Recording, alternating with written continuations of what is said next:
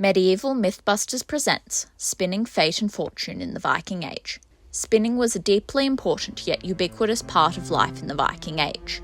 It was an economic and material necessity that connected everyday life to cosmic fate and formed the livelihood of countless people, mainly women who are frequently dismissed in narratives of raiders and great man historiography. Through the analysis of the spindle as a tool of personal and cultural expression, the significance and experiences of textile producers in shaping European medieval society can be revealed. Summer of 1919, on the Hofduft farm in Aust-Agder, southern Norway, farmer Olav Torgesson discovered a small donut-shaped object with strange inscriptions carved into its side, a spindle whorl. So what are we looking at? Made of soapstone, this spindle whorl is far smaller than it appears, at 3.5 centimetres in diameter and a height of 1.5 centimetres, evenly arched upwards on all sides. The centre hole where the wooden shaft would have been fitted is only a centimetre in diameter. The carvings, written in the Younger Futhark runic alphabet, read, Gunhild made the spindle whorl. The Hofduft farm sits 3 km west of the Viking Age settlement of Finnsdalen, a riverside town that no longer exists today. Finnsdalen was likely once a bustling trading hub, connected by the river and its close proximity to other large settlements such as Valley Churchtown. Textiles were a key trade good on both local and long-distance scales in the Viking Age, and trade a motivating factor for travel and exploration alongside raiding and settlement. While weaponry is a much-discussed find, textiles equipment are also frequent in burial items, with discoveries like the Oseberg burial revealing chests full of tools, including spindles. This challenges the popular conceptions of Vikings as exclusively warriors, and of medieval people as too simple to create this complex and interconnected world. These perceptions are deeply embedded within the historical narrative.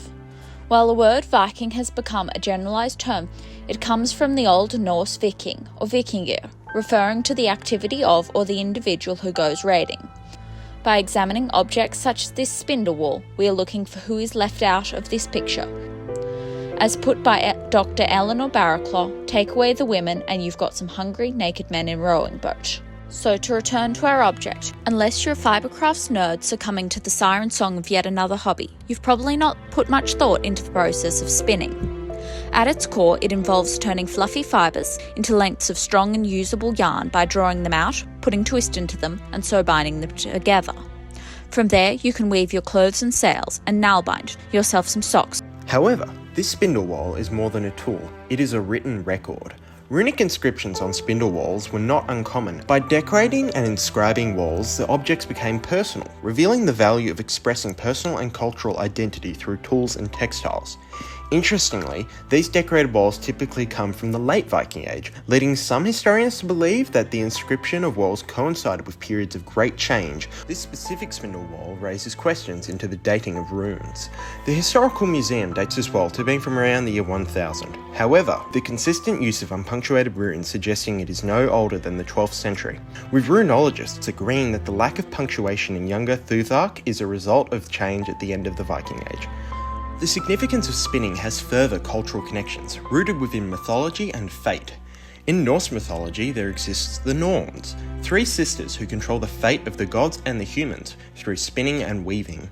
Within mythologies, spinning was a metaphor for fate, with the process of making something fundamental to society out of something as simple as yarn, associating the process with the concepts of chaos and order. One of the most significant examples of this comes from the Prose Edda, written by Icelandic historian Snorri Sturluson in the 13th century, where Sturluson describes the Norns as being assigned to everyone at birth and deciding the lengths of one life through the spinning of fate.